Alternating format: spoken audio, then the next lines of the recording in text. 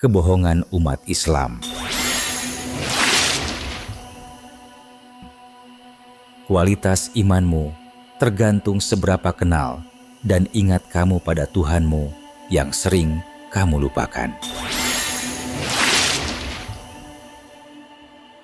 Kita bangga menyebut diri sebagai umat Islam.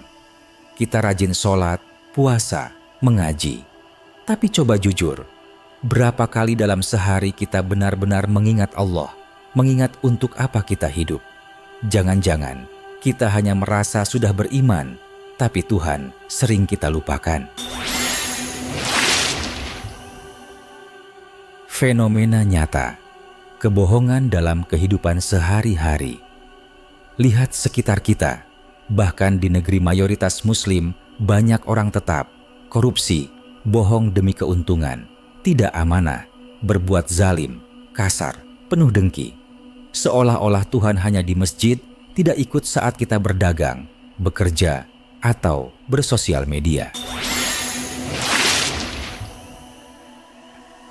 Realitas menunjukkan adanya ketidaksesuaian antara praktik keagamaan dan perilaku sosial di kalangan umat Islam.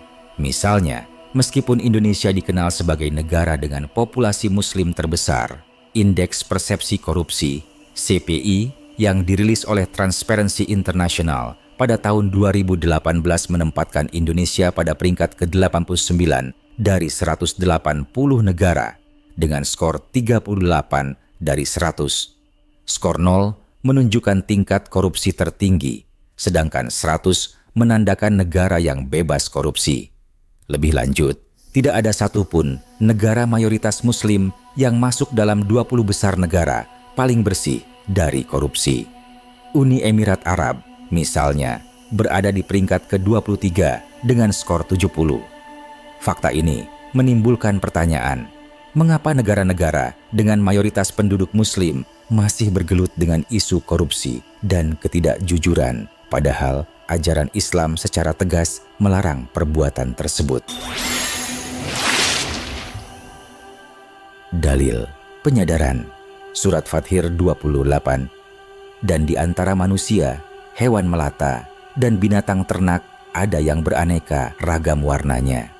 Demikianlah, sesungguhnya yang takut kepada Allah di antara hamba-hambanya hanyalah para ulama. Sungguh Allah Maha Perkasa, Maha Pengampun. Tafsir Surat Fathir 28. Deep Explanation.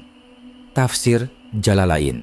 Ulama adalah mereka yang ilmunya tentang Allah dan ciptaannya membuat mereka tunduk, khusyuk, dan rendah hati. Tafsir Ibnu Katsir. Ulama adalah orang yang semakin mengenal keagungan Allah, semakin takut berbuat dosa. Ulama bukan cuma hafal hukum, tapi sadar kedekatan Allah setiap saat. Tafsir Quraisy Shihab. Ilmu hakiki adalah ilmu yang menumbuhkan kesadaran spiritual dan rasa tanggung jawab moral, bukan sekadar teori. Ulama adalah orang yang takut Allah, adalah yang sadar, bukan sekadar ritualis. Lalu apa yang harus dimiliki seseorang? Ini adalah kunci dari Surat Fathir 28. Jadi, apa yang seharusnya kita miliki? Bukan sekadar label Muslim, tapi memiliki ilmu yang membuat kita tunduk dan rendah hati. Memiliki kesadaran bahwa Allah selalu hadir dalam hidup kita. Memiliki rasa takut berbuat salah karena paham hakikat diri dan Tuhan. Bukan takut pada manusia, tapi takut mengecewakan Allah yang Maha Melihat. Langkah selanjutnya adalah jalan menuju ma'rifatullah. Praktis dan actionable. 1. Belajar ilmu yang menghidupkan hati.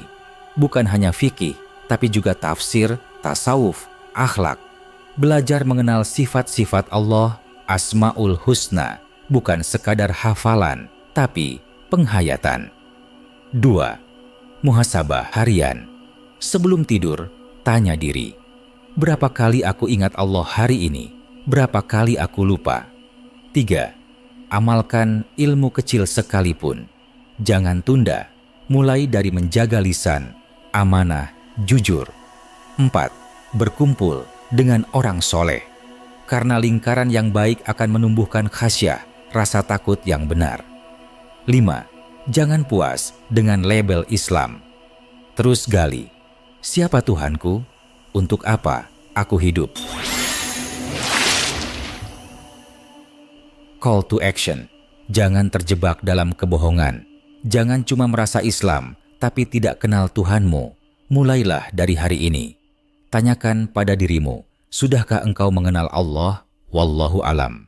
Jika video ini bermanfaat, share ke keluarga dan teman Anda.